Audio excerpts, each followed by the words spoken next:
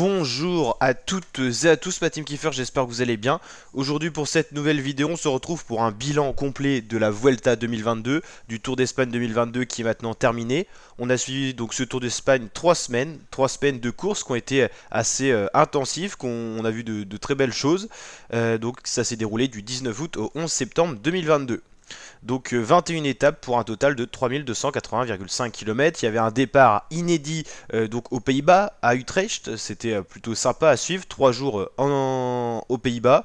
Ensuite, on est revenu en Espagne. Alors, il faut savoir que toute la Costa Brava ou tout le côté est de l'Espagne a vraiment été délaissé cette année. On était vraiment au nord-ouest, pas l'extrême nord-ouest non plus. Ensuite, on est redescendu tout en bas pour aller chercher les massifs montagneux et on est remonté à l'arrivée traditionnelle à Madrid.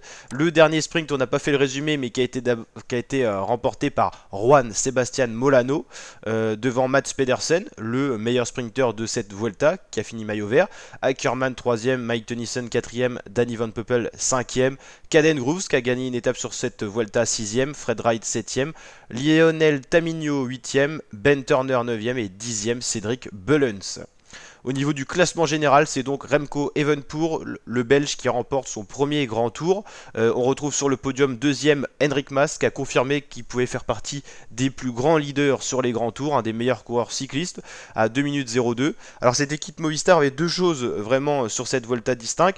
Le dernier tour d'Alejandro Valverde, le vétéran espagnol, et Enric Mas qui devait montrer qu'il était capable de prendre la relève espagnole. Ça a été le cas également de Juan Ayuso, plus jeune coureur sur cette Vuelta, qui finit sur le podium à seulement 19 ans. Il fait son premier podium sur un grand tour, donc c'est plutôt encourageant à 4 minutes 57. Je crois que c'est son premier grand tour si je dis pas de bêtises, et un très bon coureur pour l'effectif UAE Team Emirates.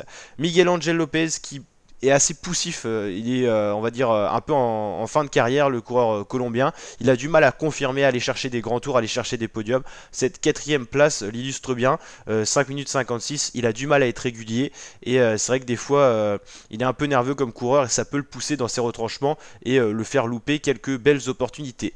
Juan Pedro Almeida, le portugais, lui confirme une fois de plus que c'est un très bon coureur.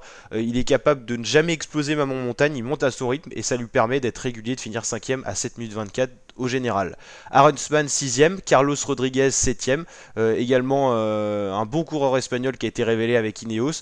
Il a été un peu moins bon sur la fin, la troisième semaine, alors qu'il était quasiment 3ème, 4ème en début de troisième semaine. Ben O'Connor 8ème, le coureur australien. Rigoberto Urán 9ème, hein, tout pareil que Miguel Angel Lopez, c'est la plus ancienne génération. Rigoberto Urán est encore plus ancien, lui le colombien. C'est vraiment la génération colombienne qui a pesé sur les grands tours à un moment donné. Et là, c'est beaucoup plus compliqué avec l'arrivée de nouveaux coureurs qui émergent comme Juan Ayuso, Carlos Rodriguez. Donc plus compliqué pour Rigoberto Urán, seulement 9ème. Jane Lee 10ème alors qu'il a gagné le Giro en début de saison. Ça sera une saison contrastée, une première victoire sur un grand tour et un peu une déception sur la Vuelta. Pourtant, il a eu le temps de récupérer. Mais bon, il y avait aussi beaucoup de monde sur cette Vuelta. Ensuite, on retrouve Menches, Polanc, Valverde qui termine son dernier grand tour 13ème, Carapaz, Landa, Ruslan Sanchez, Thibaut Pinot, Calderman, Gegenhardt, Madère.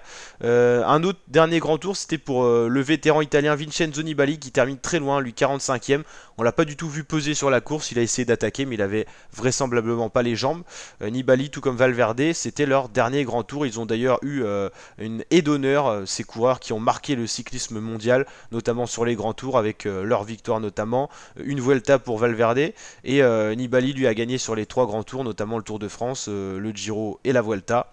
Et donc 134 coureurs qui ont terminé cette Vuelta. Le meilleur sprinter c'est donc Mats Pedersen, 409 points, c'était net, c'était sans bavure. Hein. Le meilleur grimpeur Richard Carapaz qui s'est consolé par 3 victoires d'étape. Il n'a pas pu peser sur le général, il n'avait pas les jambes pour ça. En tout cas il avait les jambes pour aller chercher 3 belles victoires d'étape. 73 points au classement de la montagne, il a nettement dominé ce classement. Meilleur jeune Remco Evenepoel qui remporte donc 2 maillots. Meilleure équipe UAE Team Emirates devant Ineos largement. Et le plus combatif de cette Vuelta, Marc Soler qui a été très souvent dans les échappées, très souvent à l'avant. Donc voilà ma team pour cette vidéo bilan. En tout cas une très belle Vuelta avec une très belle start list. Remco Evenepoel qui a vraiment porté le maillot rouge longtemps. On a su enfin, franchement, à la deuxième semaine de course, on a su que ça allait être quand même lui l'homme à battre. Il a été imbattable. Donc Remco Evenepoel remporte cette Vuelta avec 2 minutes d'avance sur son dauphin Enric Mas. En tout cas, une belle Vuelta pour les Espagnols qui font 2 et 3e. On a vu Marc Soler qui a été souvent à l'avant. Franchement, Carlos Rodriguez et Juan Ayuso sont très jeunes, ce sont des belles révélations. Donc franchement, le cyclisme espagnol est vraiment dans ses meilleures années là en ce moment. Ça revient après l'époque Contador, quand Valverde était jeune aussi, c'était une belle époque. Là, c'est en train de revenir et donc tant mieux pour le cycliste espagnol. C'est plus compliqué pour les Français, hein. Le premier coureur français au général, 17e Thibaut Pinot, coureur un peu vieillissant aussi.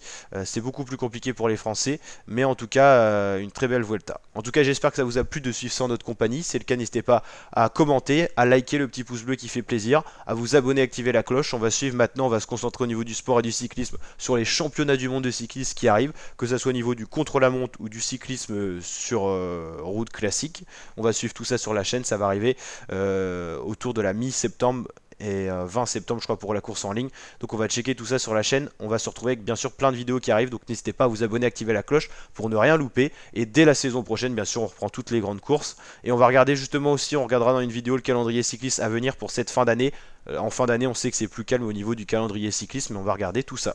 Allez, ciao ma team et à très bientôt pour de nouvelles vidéos. Ciao ciao.